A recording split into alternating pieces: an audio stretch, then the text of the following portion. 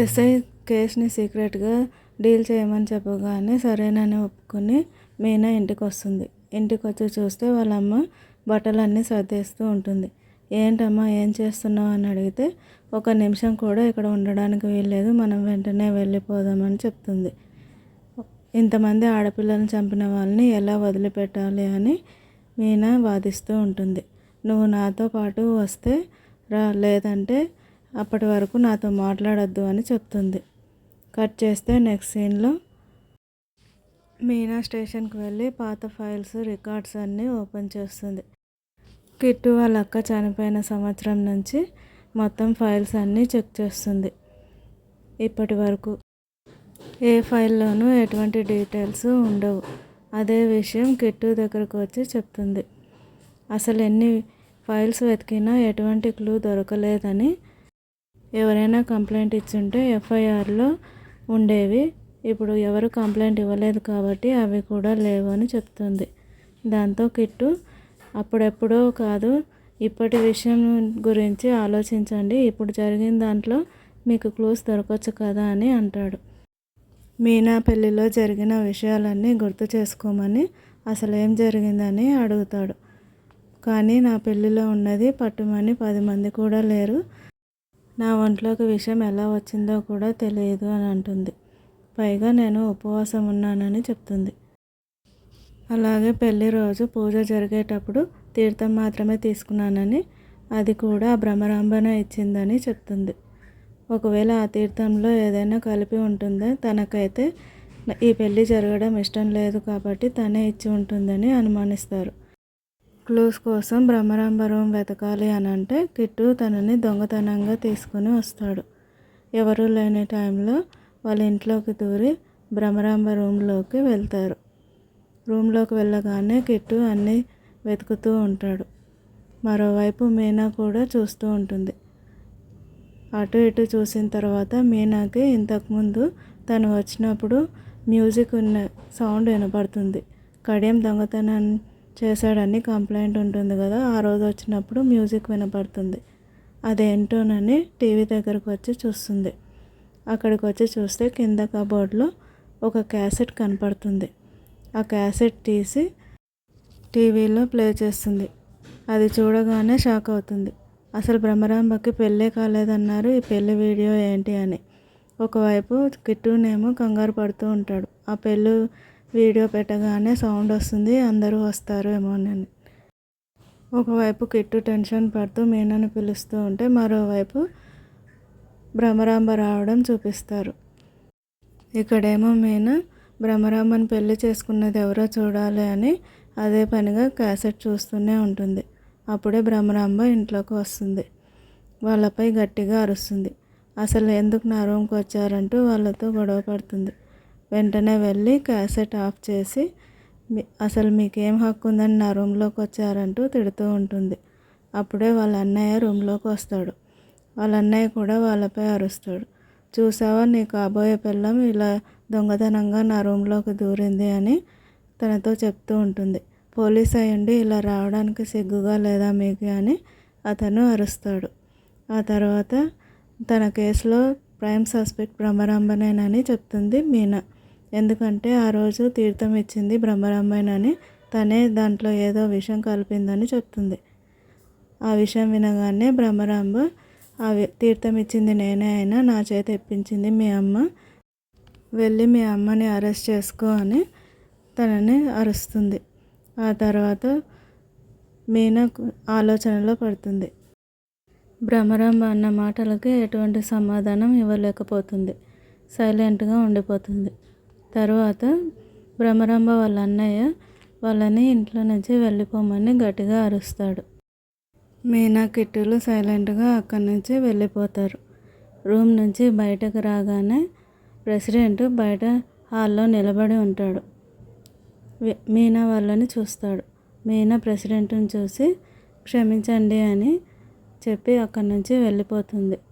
ఆ తర్వాత ప్రెసిడెంట్ వాళ్ళ కొడుకు వచ్చి, చూసావుగా, ఇలాంటి దాన్న నీ ఈ ఇంటి కోడలుగా తీసుకురావాలనుకున్నావు, ఇప్పటికైనా ఈ పెళ్లి విషయము ఆపేసేయని చెప్తాడు. దాంతో అతను సైలెంట్గా ఉండిపోతాడు. మరుసటి రోజు మీనా డ్యూటీకి రెడీ అవుతూ జరిగిన విషయం గుర్తు చేసుకుని వాళ్ళ అమ్మ దగ్గరికి వెళ్ళి అడుగుతుంది. పెళ్లి రోజు పూజ జరిగినప్పుడు తీర్థం భ్రమరాంబ చేత నువ్వే ఇప్పించావా అని. అవునని చెప్తుంది. అందులో భ్రమరాంబ ఏమైనా కలపడం చూసావా అని అడుగుతుంది. లేదు, తర్వాత మేము ఆ తీర్థం అందరం తీసుకున్నాము, తనేమీ కలపలేదని చెప్తుంది. వీళ్ళు మాట్లాడుకుంటూ ఉండగానే అక్కడికి ప్రెసిడెంట్ వస్తాడు. నువ్వు చాలా ధైర్యవంతురాలు అని నిన్ను నా ఇంటి కోడల్ని చేసుకోవాలనుకున్నాను, కానీ నా ఇంటి పరువునే వీధిన పెట్టేలా ఉన్నావు అని ఈ పెళ్ళిని ఆపేద్దామని చెప్తాడు.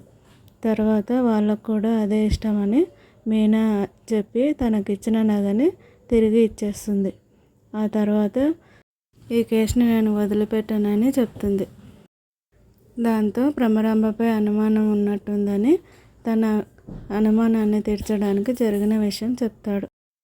భ్రమరాంబ తక్కువ కులస్తుని ప్రేమించిందని నేను ఒప్పుకోనని నాకు చెప్పకుండా పెళ్లి చేసుకోబోతూ ఉంటే పెళ్లి కొడుకుని నా మనుషుల చేత మాయం చేశానని, అతను ఎక్కడికి వెళ్ళిపోయాడో తెలియదని, ఇప్పుడేమో నా కూతురు ఇలా చేస్తుంది, ఎన్ని సంబంధాలు తెచ్చినా పెళ్లి చేసుకోకుండా ఉందని చెప్తాడు.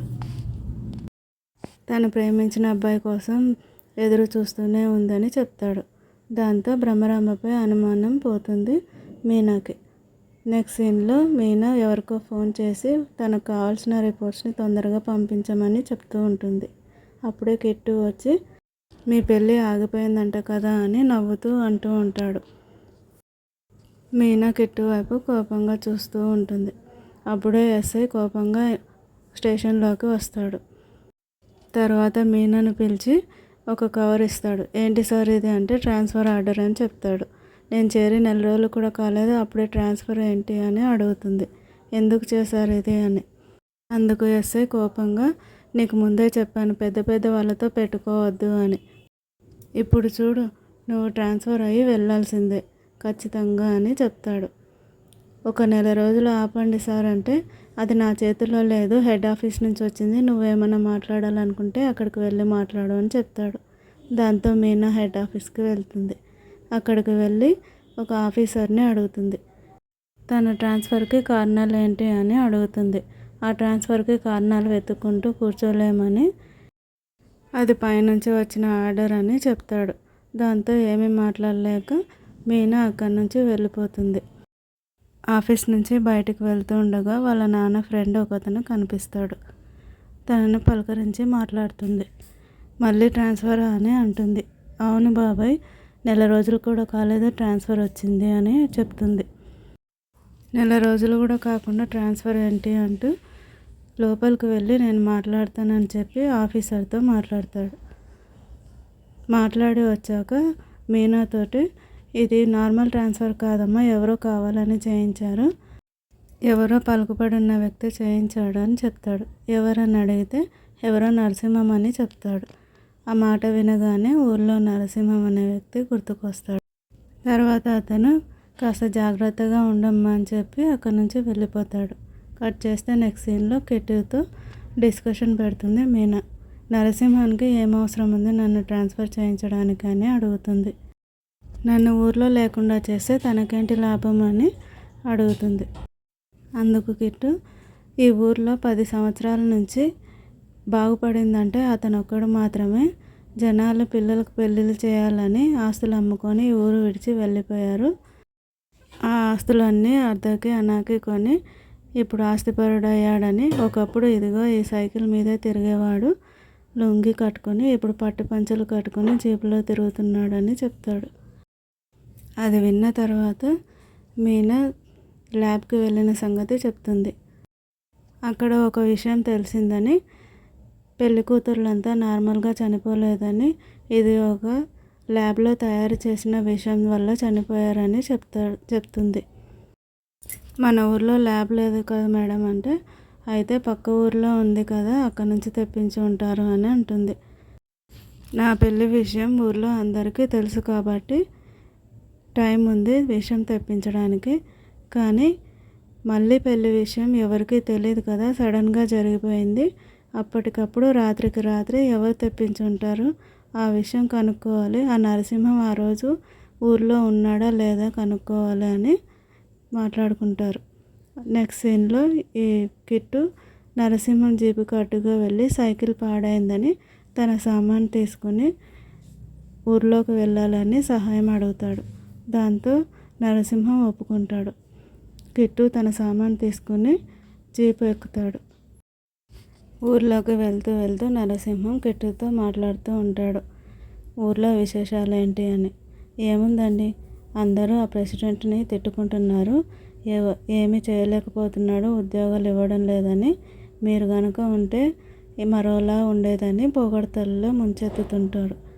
మళ్ళీ చనిపోయిన రోజు కూడా ఏదో పని మీద వెళ్తూ కూడా అక్కడే ఆగి పనులు చూశారని చెప్తూ ఉంటే ఆ డ్రైవర్ వెళ్ళడం లేదు, ఊరు నుంచి వస్తున్నాడు అని చెప్తాడు.